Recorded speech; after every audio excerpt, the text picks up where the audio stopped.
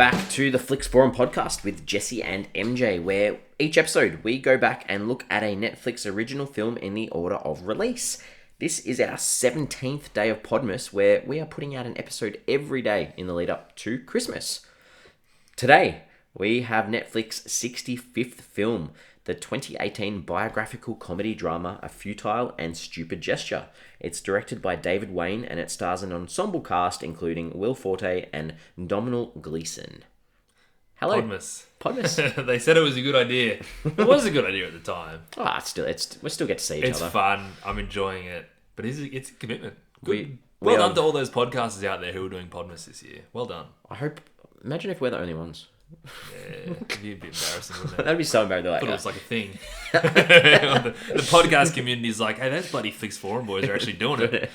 No one's stupid enough to do it. Wow. So we start our show with our fast flicks where we do a quick summary of the film. MJ, what is your summary of A Futile and Stupid Gesture? My fast flicks is the little known story inside of National Lampoon co-founder Doug Kenny as we dig deeper into a darkness that has plagued the minds of numerous comics for generations. Nice. I liked it. Very similar. I've said this is the story of Doug, the co-creator of National Lampoon and his struggles with life. You rarely use a character's name exactly in a fast flicks. I thought I needed emphasis on this because to me, and we'll get into this is Doug's story. This is Doug. Is it also because it's based on a true story that you felt more maybe relevant? Possibly. To me, that Doug is all that matters in this. Sure, yeah. Nothing else matters. It. Yeah. I'm glad that I noticed that. You did. That was a good pickup. Very good pickup. So we like to try and check out what we can see about our films that we cover each day in Podmas. Did you find anything about the making of this film? Yeah, so this is based on the best-selling book of the same name from Josh Karp in 2006. Yep. Which I'd be fascinated to read. I was fascinated by most of the story because a lot of it you don't know. Yeah. And whilst it's always nice to sit back for 2 hours and watch it visually appear in front of you, I'm sure there's probably a few more nuggets within the book. In the book, I'm sure there would be. We missed out on. They probably translate better than maybe on the screen sometimes too. Yeah, well, this movie was still made for entertainment purposes, right? Yeah. So it'd be interesting to see how that book actually plays out. So I'll keep an eye on that. So they began shooting in LA in April 14 of 2016. Yep. And then the film had its world premiere at the 2018 Sundance Film Festival on Jan 24. So then it released 2 days later. 2 days later. Sorry, quick turnaround. Yeah. 2 days later, it released on Jan 26, 2018 on Netflix.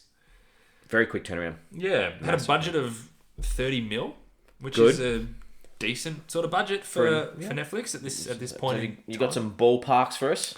I always do, Jesse. I know you do. I always do. You'd never come to a show without them. The most successful $30 million film is actually the 1984 Ghostbusters. Oh. Inflation's probably pumps up to about 100. That's a bloody good effort. In terms of some more modern comedy, in fact, this is not a bad comedy sort of budget. So we've got things like Crazy Rich Asians, Big Daddy, American Pie 2, Dodgeball, Ace Ventura. So a lot of those kind of comedy films. Not dissimilar to this one. Yeah, good. So I'm sure most of the money for all these films goes to cast with in that sense. The cast in this was pretty crazy when you think about it. But then you also they would have only had to do like a day, most of them. Yeah, exactly right. But then I wonder how much of it is them sort of paying homage to the work of National Lampoon and maybe, you know, getting to play people who might have been their idols, like someone's playing John Belushi, Bill Murray, like just being involved in this would be a pretty cool thing to say. Yeah, you get that vibe, don't you? Got anything else? I've also just sort of found it interesting the whole Joel McHale who played Chevy Chase. Is this a Community reference? Yeah. Have you watched much Community? I've only watched a little bit for Donald Glover in the earlier seasons. Yeah. So I've only ever watched like probably 6 or 7 episodes, and it's not bad, not a bad show. But I just find it interesting that these two guys worked together and Joel McHale actually played Chevy Chase. But obviously Chevy Chase gave his blessing to do it, and you'd think a guy would. I mean, he's playing a very different Chevy Chase than the current Chevy Chase, but things like mannerisms and stuff would be pretty well to pick up. But I'd be terrified if I was Joel McHale, because it'd be such a hard role to play someone, especially if you know the person. Yeah. And I think Chevy actually gave him a couple of extra stories too about some things that actually happened. Because from what I can gather, Doug Kenny and Chevy Chase were best mates at the time. So before we get any further, we should mention, spoiler alert. not that we didn't really go there, but not yet. But if you haven't seen this film and you'd like to watch it, we're probably going to spoil it in the next half hour or. I'll probably spoil it right now. There we go. This is a very with a little bit of a timely spoiler alert. Bit of our, Turn it off right now. Go watch it, and then you can where you press pause. Don't even unlock your phone or anything. Don't unlock your phone. Just go straight back to your phone. Press play, and then you can listen. Sounds good. See you in 2 hours. So the end of this film. Doug is our main character, and they sort of insinuate that he committed suicide at the end of this film. So in fact, his death was ruled accidental by the police. So I think that's maybe that's a little bit of an artistic license that they did to sort of make this film happen. But you can see the ambiguity in how he died, and exactly. I think it would be really difficult to say, not knowing the true story, basing it off this film. It'd be pretty hard to say that it was suicide, wouldn't it? To say completely factually, this guy committed suicide. Yeah. All right. But then that quote. There's a quote in the film from Howard Ramis said he probably fell while he was looking for a place to jump. Was actually a real quote from real life. Oh, really? Yeah, that he said. The same guy said. So it's not like they were It was a bit down and out at the moment at that time. He absolutely was. To be honest, arguably for his entire adult life. Yeah. Well, you mentioned a little bit before about the budget, 30 mil. Mm-hmm. They had a lot of locations for this film. Yeah. I don't think we've seen a lot of films that have had this many locations across the states. Hit me. They filmed in California, all over California. They actually filmed in a lot of the studios in Hollywood, as well as around and about. They went to New York for scenes in New York. They were actually sometimes they'll do it all on a set. Just make it work. They went to Boston for the Harvard scenes. Yeah, right. They went to Hawaii for the Hawaii scenes. Yeah. So you could have cheated all then. They could have, but they actually went on location to those places. So. Well, that's credit to proper filmmaking and wanting to tell this story in a way that it's actually supposed to be told. Yeah. I was gonna make a point about that, but it's gone. So continue. Did you see it was nominated for a couple of awards? I did see that actually. So it was nominated for the California On Location Awards as the assistant location manager. Well done. And the other one, we see this a lot in Netflix films. It was nominated at the Golden Trailer Awards, but not actually for the trailer. I was going to say that, yeah. It was nominated for the best comedy poster. So they actually do poster awards at the trailer awards as well. Why not? You need the graphic designers which is cool. And I didn't mind the poster on this. So it's clever. It's clever because it sort of shows a scene where they're doing the front cover for one of their magazines, and I thought that was cool. Which I imagine is probably one of their more famous covers. Yeah. We should probably both preface it. This is mainly based, throughout the 70s. I think a little bit in the 80s. Yeah, very much. Mainly like a 70s, late 60s, 70s, and before our time, really. Well before our time. Had you heard of Doug Kenny? No. Yeah. No, and I think that's the perception. David Wain basically said he made this movie expecting people hadn't heard of him. And I think they probably did sort of one of the opening scenes where they have Doug, the older Doug version, sitting there, and in the background, literally behind him, was like one of those press curtains where it had the logo of every sort of national lamp. National. And that sort of gave you that idea straight away. Okay, this is the guy who helped with these things. Got no idea who he is, but this is his story. Cool, and I like that set up. That was good. Absolutely. What about the consensus for this one? Really positive. Yeah. Really positive. It's got a 6.8 out of 10 on IMDb, which is huge. Yeah. 11,361 ratings. It's on the higher end. It's good. That's enough of a sample size for someone to go, this is a 6.8 out of 10. What I loved is on Letterboxd, 3.1 out of 5. So not as high, but still a good score. Yeah. 11,744. Yeah. Did you say 46? Yeah. So you must have done it a couple of days later than I did. Must have been I did it at Savo, so two more people watched it since I did it. That's awesome. But there was more people that rated it on Letterboxd than there was on IMDb. I love that. This is a film. This is a filmy film. I like it. This was another one where I had the Google thing on the side said how many percentage of Google users like this film. Oh yeah, what was that? 93%. That's huge. Hella popular. Did you have a look at Rotten Tomatoes? I never do. Probably a silly But question. I do like to. Half the reason I don't do it is because I like to have a surprise on recording day. I only check it out for the show, No, you obviously, have to, because yeah. I'm never going to base my movie viewing based on Rotten Tomatoes, but 67% on 43 reviews. Critics. So it's critics. Yeah, right. So 67% gives it a fresh. So it's a fresh rating. It's been a while since we've had a fresh rating. Audience was 72% on 513. They're pretty high scores. This was a really popular, loved movie. Not bad at all. And I'd never heard of it until we had to watch it for this pod. Did you have a Netflix percentage match? So on Netflix, they sometimes give you a percentage match whether you're going to like this film or not. You know what? I actually don't think I did on this film. did? You know how sometimes they just don't have it on there? Yeah. I didn't have it on this one, but I gave it a thumbs up. Oh, good. Well, we'll get into the early Yeah, thoughts I know. early. Go ahead. What did you have? I got a match on this. Yep. 97%.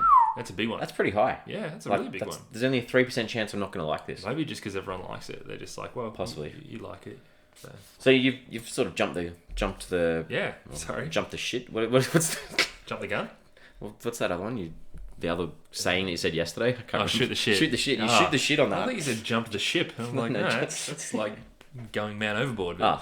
So what are your Jump early the gun. Jump the gun. What are your early thoughts? Yeah, this was an enjoyable watch. I was never in stitches. In fact, the comedy in the film was nothing more than like a chuckle here and there, which is fine. But I was constantly engaged, and the 100-minute runtime went very fast. Because I just kind of kept waiting for recognisable names and moments and things that I'd sort of understand. But I do have to say right off the bat, like, and we're probably going to get into this even more, but the narration of old Doug Kenny was actually quite brilliant. Like, I was obviously, as I said, not familiar with his name or his story, and I had no reason to think that he wasn't alive and well right now. Yep. I actually started to think throughout the movie that I kind of wish they didn't reveal him to be alive now, because he seems to be doing well, and I'm sort of wondering when or if his life's going to blow up, but I guess it's not going to blow up because he's still around. And I got the rug pulled out from me beautifully, because at its essence, this is a biopic of a troubled man that ends in tragedy, right? But this is a man who... The story of this man is what's interesting about it, right? And it's fun, and it's crass, and it's self-referential, and that doesn't work telling that tragedy story without doing it this way. So it was such a clever device that they used, and they did it so well. I just have to mention that straight away. Good. Yeah. Well, a lot of the stuff I've read about this was very negative about what you just said. So Is that right? A lot of it was like, if you knew his actual story and you knew that he was no longer alive, then that old version of him, a lot of people were saying that's a lazy storytelling tactic. If you knew him, If you knew him, yeah. Well, yeah, but that's So obviously, like, if you knew his story, then obviously, or if you've read the book, then you're gonna go into this film and see the old and be a little bit confused. Yeah, confused, absolutely. yeah. But as I said, like, David Wain made this film expecting that but David Wain himself, who is a man who's been around comedy for a long time, done a lot. didn't know Doug Kenny before he started directing this film. So if he doesn't, like, it's not like a lot of people wouldn't have known him. Yeah. That's interesting. What did you think of that? Well, yeah, like, I'm the same as you. I had no inkling whatsoever that was how the film was going to end at all. Yeah. And yeah, I was like, wow, I can't believe that. And I guess this is Netflix, so they've got every ability to end a film like this. Like, Yeah. I couldn't see a film like this being put on the big screen, selling out the multiplexes with an ending like this, because the executives or the test screenings are going to be like, what? You're kidding me. Like, you can't. You got to have a happy ending. But but what a great way to tell. I'm not saying I didn't like it. I'm just saying like, true, that is true, why true. this Sorry, is this. you That's gotta- why you this gotta is please a, everybody yeah. kind of This, thing. that's why this is a Netflix film, and that's why it works well on Netflix Yeah. and not Yeah, true. being sold. I still think this would have actually been quite popular at the cinemas. But for what it's worth, it's such a clever way to tell a tragic story about a man who was all about humour. So how can you tell this story that's still being true to the tone of the person that he was? I didn't dislike it at all. I'm not sorry. I'm just saying, like, I just think it blew me away how clever this technique was. It was so good. Really clever. To me, this is a character study to me, and that's how I watched and enjoyed this film. Was if anyone tries to tell you that this is anything other than a movie about Doug, then to me they're kidding you, because this is a story I didn't know, so I liked it from that point of view. But to me, this should be like, to me, the title's Doug's story almost, and maybe that gives it away too early. But to me, anything else that happened in this film didn't matter. Like, it's nice to know these little historical events that are happening, but to me, this is about Doug. What do you think about the birth of a certain type of comedy that's all wrapped up in the mind of one troubled man? I think there's still an element of that National Lampoon comedy and the way that it transcended the world that lives in this film too. A little bit, and that's maybe something we'll talk about later. There are parts about the National Lampoon that I probably would have liked to have known more about or would have enjoyed more in the film, but that's because I took it as a character study rather than taking it as about National Lampoon. Okay. And that's probably just how I took the film, I guess. So another thing that I liked about this film that I know you like about films too is I love movies that are about Hollywood. Yep. That gives you that inside look and how much of this is true, Yep. But I wanted way more of the Hollywood side of things. But do you? So that I still just that setting itself just puts me at ease almost in a film. Yeah. It's always just like an automatic tick. Did that still work for you? But you obviously wanted a bit more. There would have been hundreds of stories about Animal House and Caddyshack that you could have had just a film about. Yeah. And I probably would have enjoyed that just as much as the rest of the story. Yeah.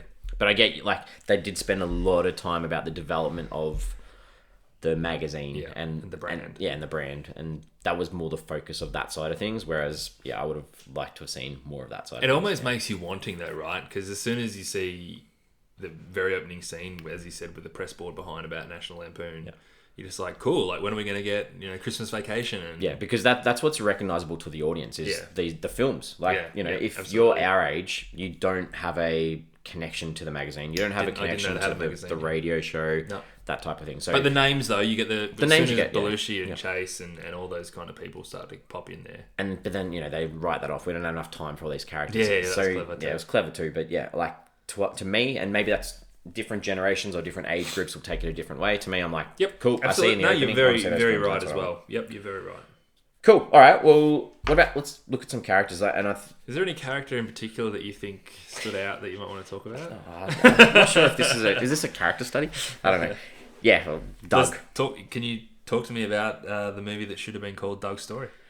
So to me, Doug's just this disappointment in life. Well, that's his perception of things, and you got to remember this film is from his point of view, the whole thing as well. So, it is, but he has commentary on himself, like modern Doug. Yeah, but we know that modern Doug doesn't exist. Exactly, so that's right. So you kind of see that side of things where when he does bad things and he shows like remorse or regret for it as modern Doug, that's not necessarily real. Yeah. Well, it's not. Yeah, real, good point. Very good point. So, to me, he was portrayed as this character that was too lazy to get a lot of stuff done, and he depended on a lot of people around him, and his parents didn't respect him, and I thought they did a really good job about their relationship and how he was constantly wanting to impress them, and how he was that son that stayed alive when they were grieving over the son that had died. That's rough. But he let everyone in his life down, like the women he was with. He let his best mate and partner Henry down a lot, and he was just this womanizer that he just desperately wanted to be accepted. And even when he had the biggest comedy film of all time, that, like, to him, he still couldn't recognize that in his inner self. Yeah. And set the bar too high for himself. Well, and it was just constantly about him. He's like, I need to do better. I need to be more popular. And he just needed that self-recognition, and I liked that in that character. How can you live life permanently like that, right? It doesn't end. No. Every time you do something good, you got to do something better. It's rough. Yeah.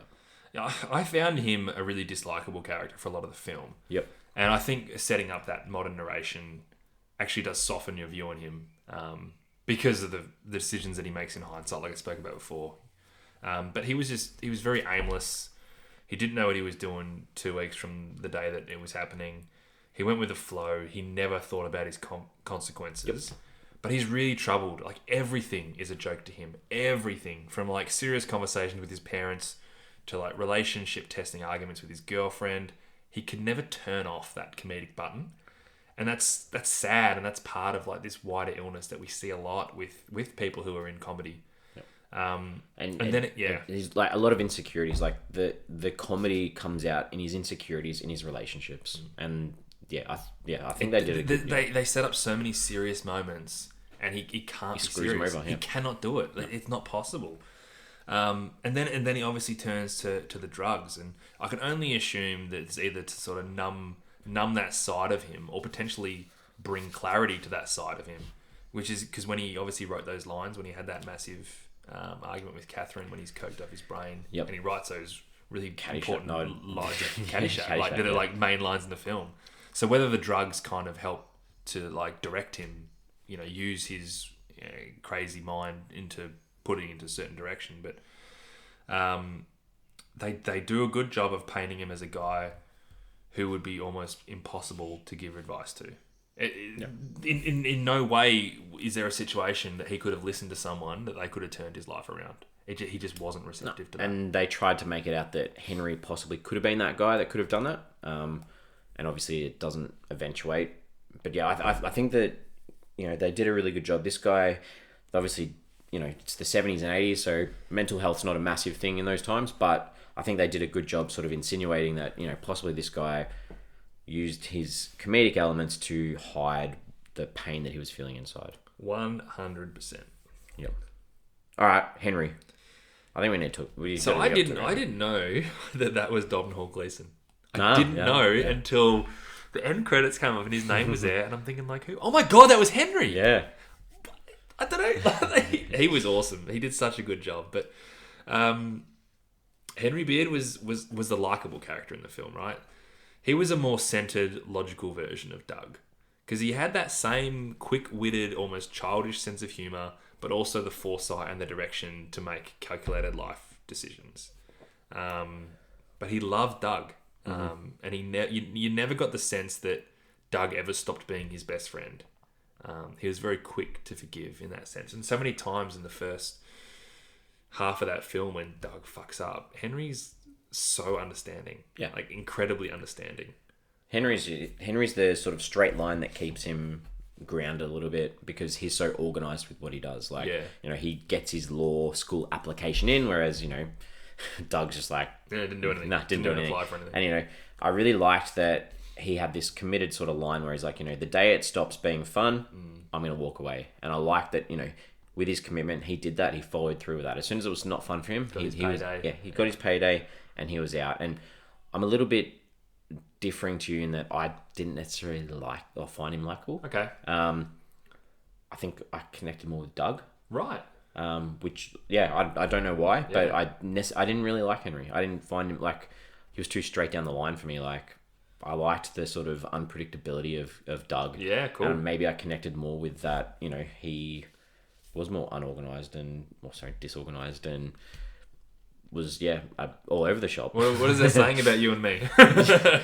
Yeah, I think we can work it out. You're the organized one. I like the fact that also that Henry's world actually existed outside of Doug's. So for 2/3 of this movie, this is kind of the story of National Lampoon. And I'm thinking, Henry's playing a pretty big role in this brand, right? This is the brand that we all know, and this is what we're coming to see the birth of this, new train of comedy.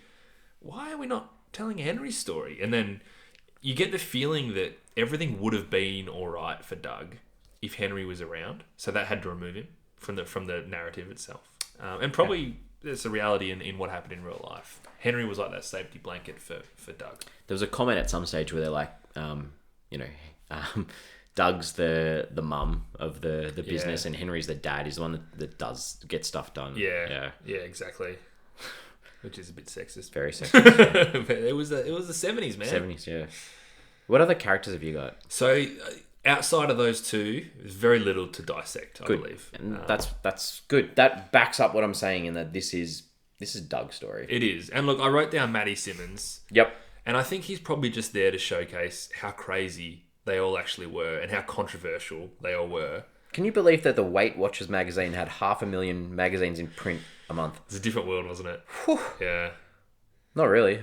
Well, if you have a look at what's the fattest nation in the world? Anyway, sorry. No, but I mean in terms of magazines. Magazines, yeah, sorry. But I guess no matter what they were doing, is as long as they were bringing in money, you can deal with it. Like he was getting. I like that scene where he's like, you pissed off these people, you pissed off these people. Like it's non-stop what they were doing, but they still kept doing it.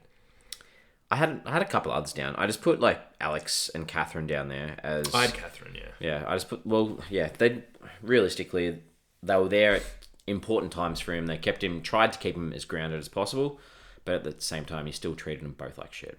Yeah, no, exactly right. And I think with Catherine, it was interesting because she really wanted to help him through his issues. I think at the time with Alex, he didn't necessarily. No one knew that he had these issues, right? So it wasn't a matter of trying to help him. But that relationship wasn't really explored too deeply. And I think similarly with Henry, she just wasn't able to get through to him. No one was able to get through to him. And that chat on the beach, he's like, you need to talk to someone. Yeah. And he's like, what, like a psychiatrist? Because she's like, I'm like girlfriend, basically your wife, and I can't get through to you, man. Yep. Like, you need someone. You've got an addiction and you're not doing anything about it. You think everything's a big joke. Yep. I had the parents down just because I thought they did a good job in showing how little he felt they cared about him. And, you know, he was doing everything. He bought him in this massive house, was building. All he wanted to know, does Dad like the big pool I'm putting in for him? That was kind of sad, wasn't it? It was very sad. And then, so obviously they decided to pick these 4 people. They picked Michael O'Donoghue, Tony Hendra, Anne Beats, and Brian McConaughey as these 4 characters that they were going to fit in the story. Yeah. And yeah, there's not much to say about them other than that I think they were just in there because you needed some people in that office to bounce off. But it showcased what the company was all about. Yeah. I also just thought the whole Chevy Chase character. Oh, yeah. He seemed to be someone who was very close to Doug, and probably appeared at a time when Doug was ready to slip downhill. But they really painted him as a really bad influence on Doug. Yeah. Especially at the end when they're In like Hawaii. 6 days sober. Yeah. How good's this? Yeah, I'll call my guy. Bang. And I'm very curious to see What how his Chevy response- Chase, how Chevy Chase responds to this film, or what he would have thought of this film. And I don't know. Maybe he's like, yeah, man, that's what I was like, and it wasn't great. But I don't know. It's a very good question. The director, David Wain. Wain.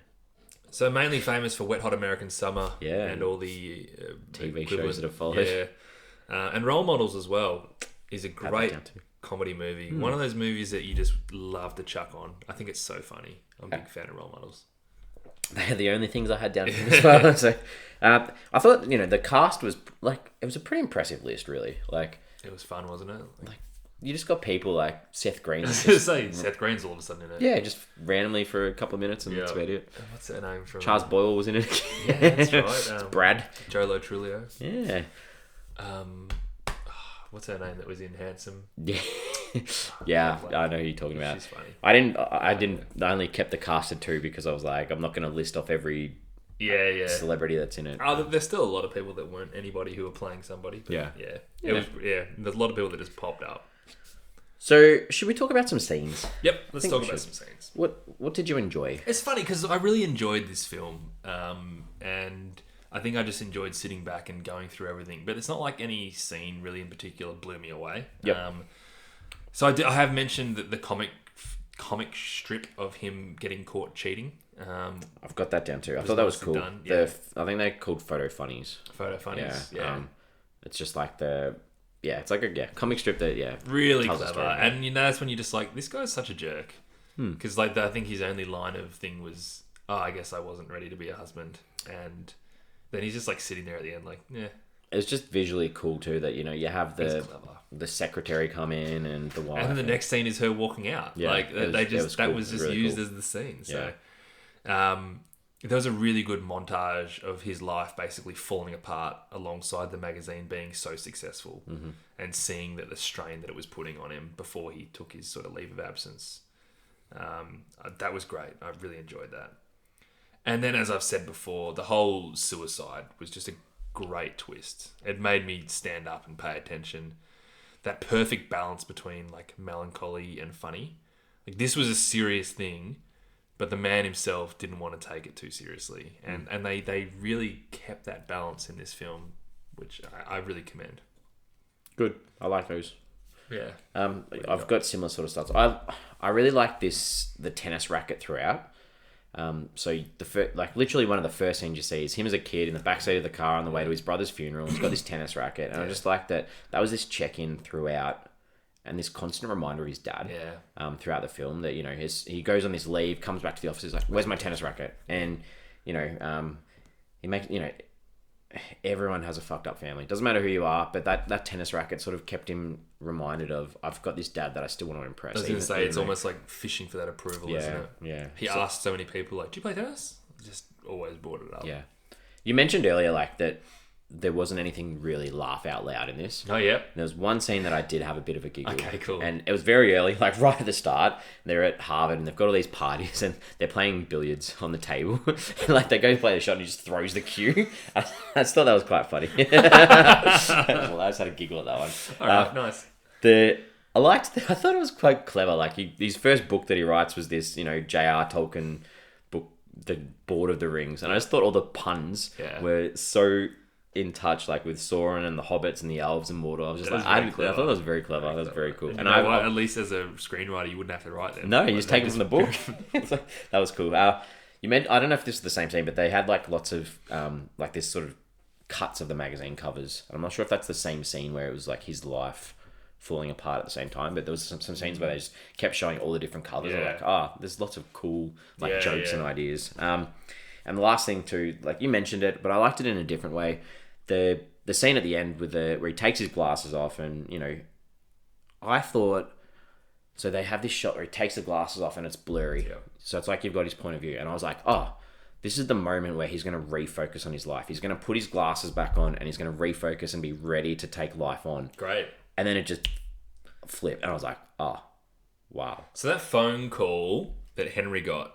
You thought it was going to be him? Being like, "Hey man, I need help." Yeah. And then the funeral scene, I was trying to think, right, this Doug Kenny's a weird dude. He's faked his own funeral. Oh. That's what I thought he was doing initially. Okay. I'm like, that's obviously like one of the big things that he did in his life was he threw a funeral for himself. And I'm like, that's fucked up. And it took me a little bit to realise, and it wasn't until old Doug came on and said, I was this narrative device. I was like, great, well done. It got me. I should rewatch like the last half hour of this because I think for a little bit I was just like, hang on, what's happening? What this is great. I'm enjoying it, but what just happened? So good. All right. So is there anything that you didn't really like? Yeah, not much, but I actually left out on one of the good scenes, unfortunately. Sorry. The scene in the bar with Henry where like you realise that Henry's like this adult and has you dinner see parties that comparison of their lives and where they went. But I did like that scene as well. The only one scene that I didn't like was when he had that like flip out on the set of Caddyshack when he sort of like imagined seeing his dad putting and like everyone, and it was the whole Bill Murray like, hey, does it look like I'm yanking myself? Like that's the first time you kind of seen him like flip out and trip out's probably a better way to put it. And I wasn't quite sure. It just didn't work for me. Yep. I guess he did have a few later on when he's like, hey, where's Chevy? It's like, Chevy's been gone for 2 days, mate. Like, and that one just felt a bit weird. But you know what? In hindsight, it's not that bad. Because I really like this film, so there wasn't much I didn't like. I didn't like there's a scene where they're in the office for the magazine and there's like, the guy's got dynamite. Oh, yeah. I just didn't find that funny, or they didn't really explain who sent the dynamite, and then the police are like trying to take the guy who works with it. I was like, a little bit confused. That's a good point. That wasn't a great scene. And you get the feeling that was something that happened in real life. But they didn't really give the context or the idea behind it. Because then that girl said, I'll go on a date with you. And then they obviously end up being together. O'Donoghue and Anne. They end up together. And the other, I just wasn't a massive fan of the excessive drug taking. Like, I understand that that's part of the story of what happened, but it was just like, okay, obviously that happened, but I was just like, it's a little bit excessive. It's kind of important if you want to tell the story of Doug, though. Yep. You seen Wolf of Wall Street? What do you think of the excessive drug taking in that? Good question. I like Jonah Hill's plastic junk more than the... what's the film trying to say? What are some ideas? This is where it becomes... This is what makes this film more than just a comedy film about National Lampoon, right? So this is an in-depth look on what some of the brightest, sharpest comedic minds go through. It's not uncommon that we see this happening with celebrities even today, and it's often discussed that comedy or the comedians with their own mental state are sort of hoping to escape the sort of sadness that they feel inside, highlighting the difference between funny and happy. And I couldn't not think of all these similarities with him and Robin Williams. Okay. And the fact that Robin Williams, even when you hear people talk about him, was he didn't switch off. Like the Robin Williams that you see, which was exhausting and non-stop and hilarious. Robin Williams today is still the funniest man that I've ever heard. Like I think he's hilarious, but he had no off switch. And there's just something to that really stood out to me with the character of Doug Kenny. And I think it's a really important movie to be told in that sense, because we see like a lot of, I mean, even like John Belushi and Chris Farley, like on drug overdoses and whatnot, like their minds are almost, there's something wrong with them that we're not picking up, or they're not even picking up, and they're trying to numb. I don't know. But there's a lot to it that I think is a really important message. Good. That's what I took out of it. I have that as well. There are other little bits about, as a person, like that ability to change, and it sort of ties in closely with that as well. Like some people don't have that ability to change. They, no matter how many people try to look out for them or try to say, hey, let's speak to someone else, some people just can't. They're stuck in that rut. And what a great job they did of creating this character. And it is a character when you're watching the film. Creating this character who will never change. They've set him up to the point where when he doesn't change, you're not like, oh, that's a cop-out. It's like, no, I can't see a world where he changes. And that's why maybe we shouldn't have been so surprised by that end. Exactly, but that's why they did so clever to take the... Yeah. Comedy is this theme as well. Like, through the National Lampoon, they sort of, like you mentioned before, they sort of changed comedy a bit. And it doesn't, there was no longer this fine line where it was like, comedy has to be pretty. Like comedy could be anything, and there was this line, however, between being clever and offensive, and I think that they tried to show that these guys tried to work that line, that they were clever rather than they made a lot of like these little small references about Ronald Reagan and all this sort of stuff that was clever. It wasn't filthy, like, dirty, gross. It wasn't crass for the sake of being crass. Exactly, like, even though it was all about tits. It was still there, but there was method behind it. Exactly. There's this little bit too about, this individual, these two guys that are trying to build this empire against like, authority or business or, consumerism. These two guys that are able to build their own little thing without they needed the Weight Watchers dude, but they needed that money to support, but, they break away at the end. They're like, no, we're taking our money, we're going. Well, they still worked for Maddie though. Yeah, and it was still sad, like that you saw, they all left. They all left to go work on other projects, and that hurt. Like I sort of felt that hurt that for sure that Doug was feeling. Like he actually, he says it at the time when he's in bed with Catherine. She's like, oh, it doesn't matter. He goes, it does. Like it matters to me. Like, and almost like when they're in the cinema too, when they watch Airplane, the same sort of thing. I was like thinking, I'm like, oh, did he because he made mention earlier about some script about Russians and planes and stuff, and I was like, oh, is this like one of his ideas that was stolen? But it wasn't. But it was just like, that same sort of thing. Like, this is a movie that could have been my movie out that was being laughed at. It's when he started to get really dark though, wasn't it? Because he was always just like a big goofball. Like, despite, everything that he was going through, everything sort of had a funny remark. Yeah. But it was then that happened, and then obviously the Caddyshack stuff happened, and then the press thing at Caddyshack. That's when he was like, he transitioned into really dark. Thoughts. The Airplane thing is just like, oh, no one's going to watch Caddyshack. It's like, he was right, wasn't competition. He was right, but like, what a way to walk out of it. Yeah.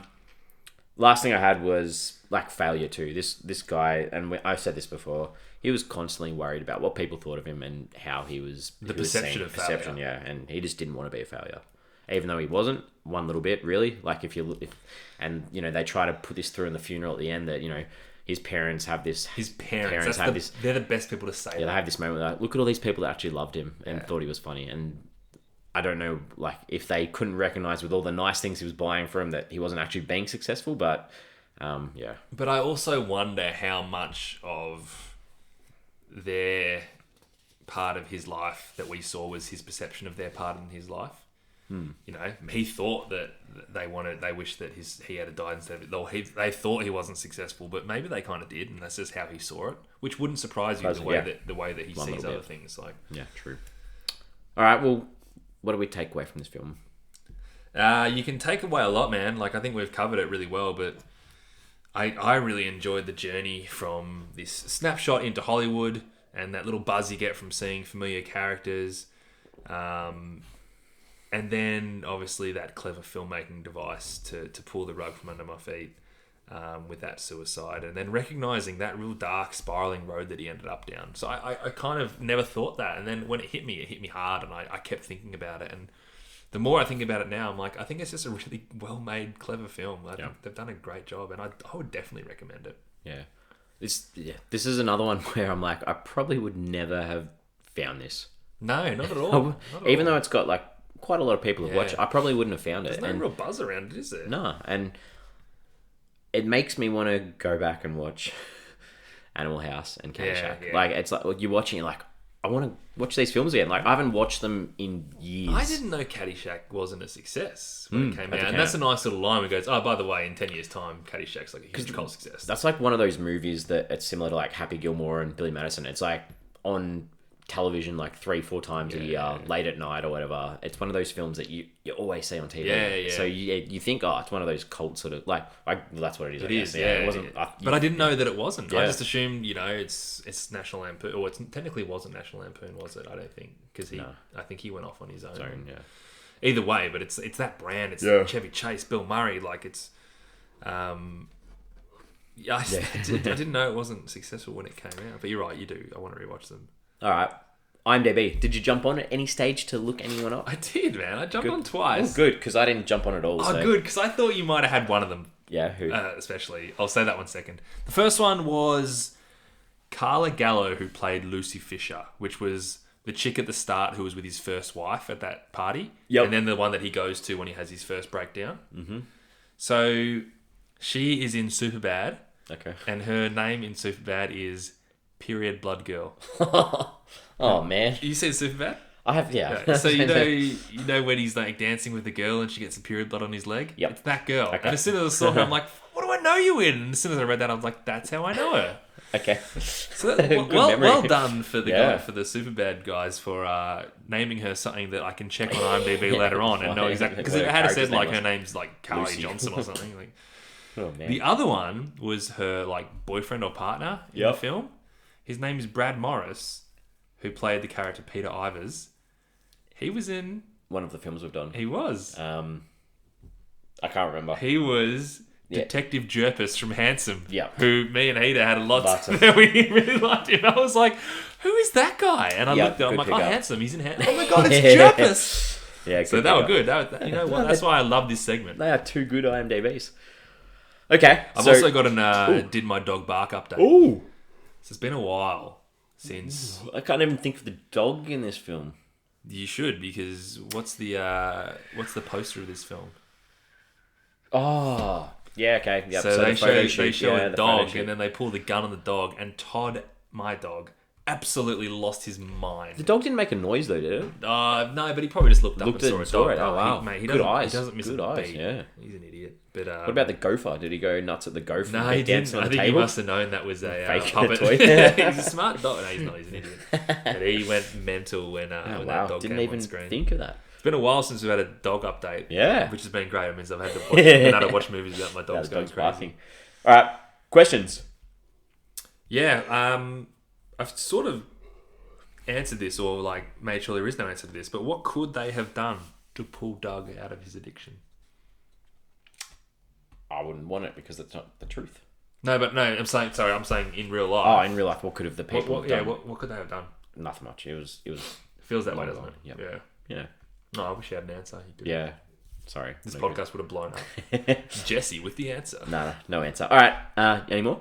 No, it's no. Well, did you know any of these stories from the film at all? Like, because I didn't know any. Like, I didn't know anything. No, probably not one thing. Not any little specific. Like, they weren't really big stories though. Like, even when they bring in like the whole Saturday Night Live thing, I was like, they just like poached them all and like. Yeah. I didn't know anything. Didn't know that. So that was good. Good learning experience. That Hollywood stuff's cool, right? It's still cool to sort of see that. So you've got all these big names that you know, and then these characters being played by big names that we know as well. Did that impact your ability to believe them being those people? The fact that they had that self-referential scene where he said, "Yeah, I know they don't look like they're real characters, but like that was really good. Okay. Really good way to do it. Even like the way there's a scene which I would have probably loved to have paused it, and he goes, "You know what? It's not all factual. Like, here's all the things that we missed out." That whole list, I was tempted to go back and pause and read each line. I could like read one thing really quickly that was like so and so left the company after something. Like, so, like it's obviously real stuff. Real stuff. All right. Like, I even like when he's like, "Do you think I looked like Will Forte when I was 27? Do you think Will Forte is 27?" Like, and they said like these are all the people that we dealt with, and they showed all these names, but we're just going to talk about these 4. Like that stuff made it. Well, because I was still thinking that was the actual exactly Doug the whole way through. Yeah, exactly. Some big names that popped up Yeah. when they did it. I did see John Hughes' name. I'm just trying to. All right.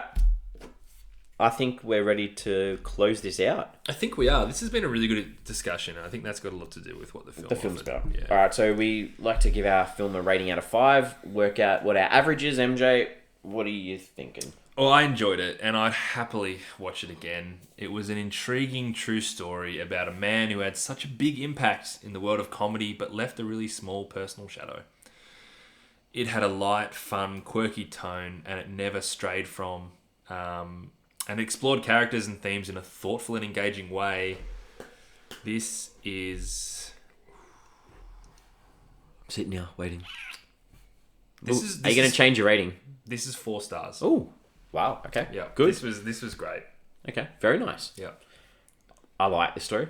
I think I've said that the way through, and I had no idea of any of this stuff. So to me, it was a good learning experience too. I would have preferred more on like Animal House and Caddyshack, and I think that's probably just interest in film. Like, yeah, I just would have liked to have known more of those stories about that side of things. But yeah, I enjoyed it too. I liked the Doug story. That to me, that's what's got me, is the story of Doug. Absolutely. Yeah. There's a lot to unpack there. So I'm giving it 3.5 out of 5, which gives us an average of 3.75 out So of 5. much easier with just two Two of of us. us. Don't have to worry about maths at all. And this is great. All right. So we are on social media. We are. We are on Twitter. We're on Facebook. We're on Instagram. We're on Podbean. We're on Spotify, Apple Podcasts. We're on a lot of things. We're on a lot of things. Yeah. Google search us. You'll find us. You'll find us. We like to have a question for our listeners for the week. This week, which film do you like most? Caddyshack or Animal House? This day, today. It's not week. It's been a long time. Yeah, that's why I said I want to go rewatch them, and then I might have an answer later on. Yeah, true. I probably watched them when I wasn't thinking about that as much as I think about movies I now. want to go back and watch them now. Yeah. Especially to see Doug. Apparently they filmed a bunch of scenes from both Caddyshack and Animal House when making this film. Yeah. Just because of the way they had to do it, and I'm sure they didn't use probably 80% of it. We need deleted scenes. Deleted scenes. No, yeah, true. Oh, come on, Netflix. You can give us deleted scenes. Exactly. For your original films. It's just like a scroll across the menu. We can't buy a DVD of it, so... No, exactly. So, we're back again tomorrow. Another film. Another day leading up to Christmas. And this one I am looking forward to so much. Oh, yeah? Because I love the 2 previous films, and I've held off on watching this one. This is the 2018 sci-fi horror, The Cloverfield Paradox. Oh, that's right. The Cloverfield Paradox. It's directed by Julius Onah. It stars Daniel Bruhl, Elizabeth Debicki, Axel Henny, Gugu Mbatha-Raw, Chris O'Dowd. Again! Ooh, the Netflix specialist. John Ortiz, David Oyelowo, and Zhang Ziyi. Zhang Ziyi. Zhang Ziyi. A very famous Chinese actress. Good. In Crouching Tiger, and she's also in... what's that? House of Flying Daggers. Cool. And she's awesome. Big fan of her. So I'm putting it... I've said on here I love J.J. Abrams, so... Yeah. He didn't direct this one, obviously, but producer. So I've been holding off on this one because the first 2 Cloverfields I saw at the cinemas, opening day. Like, maybe this is your little Christmas present. This could be my Christmas present. So you've held off this. I've held off this. And you love... Oh, okay. Yep, good job. Held off. I also own this on... We'll talk about this tomorrow. Let's talk about this tomorrow. We'll hold off till tomorrow. All right. See you tomorrow. See you then. See you, mate.